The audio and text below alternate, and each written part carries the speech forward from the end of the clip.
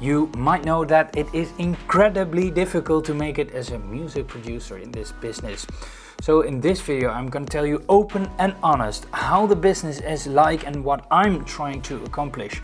This stuff determines if you're going to make it in the business or not. Further in the video I'll dive into all the specific revenue streams of music producers. If you're looking for a quick fix and want to stick your head in the sand, please go and watch another serum tutorial. This video is for the ones who want to make it, not for the ones who want to talk about it in 10 years, what it could have been. My name is Dexter Clark and it's my mission to help you succeed in the business.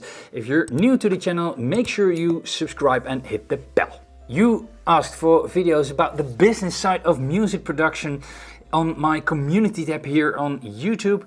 You asked also for videos about making money with music. So here it is. Today it's all about the doekoes. Trying to make it as a music producer is incredibly hard, and if you think that everything will be fine once you have that record contract, well, that is simply not the case. If that's your strategy, rethink it. Same thing for a manager. If you think that everything is gonna be alright when you hire a manager, you are wrong. If a manager is interested when you're starting out now, then you have to think why that manager is interested. And one tip, it's not your talent. Making money with your music, so your music file itself is next to impossible nowadays.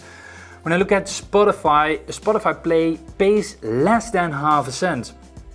When I look at iTunes or Beatport or maybe your own site, that kind of selling is pretty much dead. You need to find other sources of income. And if you want to rely on your music to pay your bills, that gives a tremendous amount of pressure. It's all the other stuff that makes you the money, and that is what the rest of this video is about. Make a plan is my very first tip in this video. Create multiple streams of income. And if one of those streams are your Spotify plays, then great. Then it is a bonus instead of a necessity. This is why I have not been producing as much as I would like to, because I have to put in the work and effort to make my platform, my music production platform, put pillars under my platform so I can raise it. Some of the things I did, I created a new website, a music production blog, learnhowtoproducemusic.com. I also wrote a book about YouTube. All my knowledge about YouTube I've put in that book. I also created the CDJ 2000 Nexus 2 course. I was still uploading YouTube videos regularly once a week, and a music production course for beginners is in the making. I'm not saying that you have to do the same thing. Take your own things. Put in the effort in the things you like. And if you think that Martin Garrix is the example on how to make it, well, most people don't see that Martin worked really hard to make his music. On top of that, he lived with his parents for years, so he didn't have to pay bills or rent, for example. The music business is a business above anything else, and you need to treat it as such. And every business needs money to survive. And the common pitfall for beginners is, well, it's so fun to play around in your DAW, but without the finance part, you're not getting there. And I know you are a creative person, but Steve Jobs was a creative person too, but he sure as hell did know how to sell his stuff and to make money. Then financial literacy, know how to make and manage money. And instead of going and watching Netflix in the evening if you're done working, go and read a book. If you want me to make a video about my book recommendations, let me know in the comments below. One of the things I learned from Rich Dad Poor Dad, for example, is invest in assets and not in liabilities. An asset puts money into your pocket and a liability out of your pocket. For example, a website makes me money, so it's an asset. A YouTube channel makes me money. A CDJ 2000 Nexus 2 course makes me money. Most debts cost you money. If you have such debt, then you need to fix that. Before you can start a business, you first need to fix that mindset. Thinking, oh, that record deal will come and it will be all fine. No, that won't be fine. You first need to learn to manage money besides learning to make music. Again, the music business is a business. passive income versus active income. Right now I'm trying to uncouple my hours from dollars. When I write a book, I only have to put in the hours once and get paid over and over again. When I make a course, I have to put in the hours once and get paid over and over again. When you make a sample pack, the same thing. But when you're working for a boss, that immediately puts a cap on your maximum earning potential, because you're trading hours for dollars. There are only 24 hours in a day, so you can earn a maximum, it's totally undoable, but a maximum of 24 times your hourly wage. With passive income, you don't have that cap.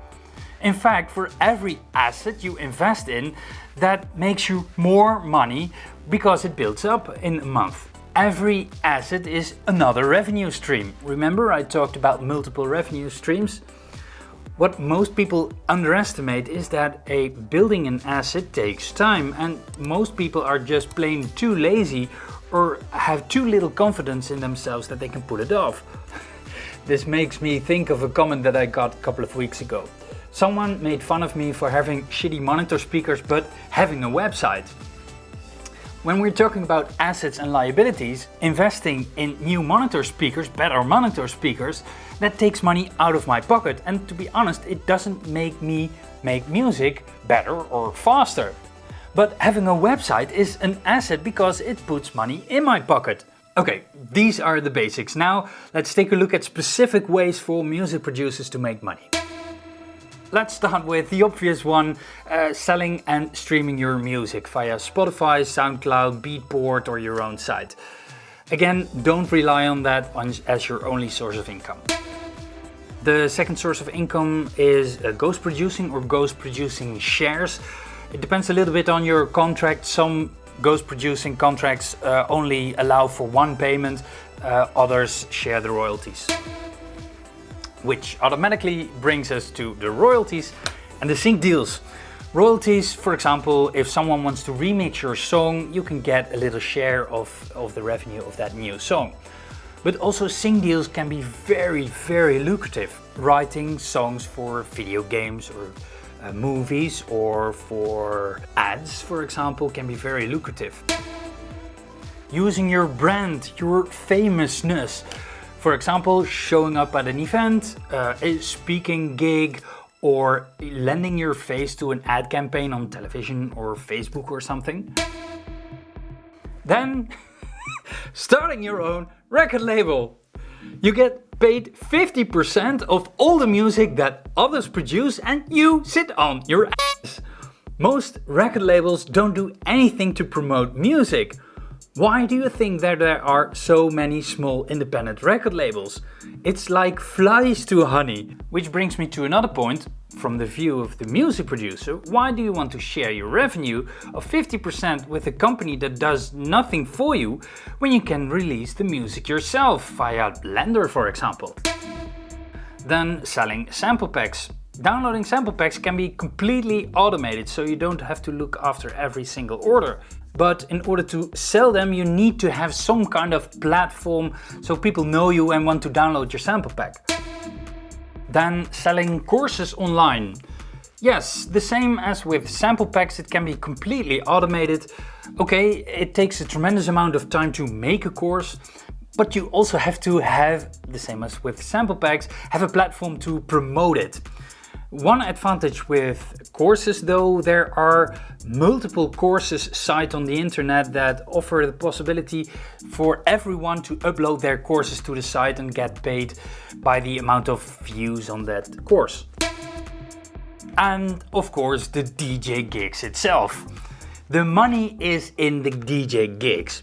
But in order to get gigs, you need to have some kind of brand, some kind of leverage to get paid very well. Then social media. Well, it's more of a platform to interact with your fans and to enable all of the above. But there are ways to monetize your presence on social media. When I look at YouTube, for example, it's possible to place ads on videos. Okay, it's not much, but at least it's something. More lucrative are the sponsorship deals, for example.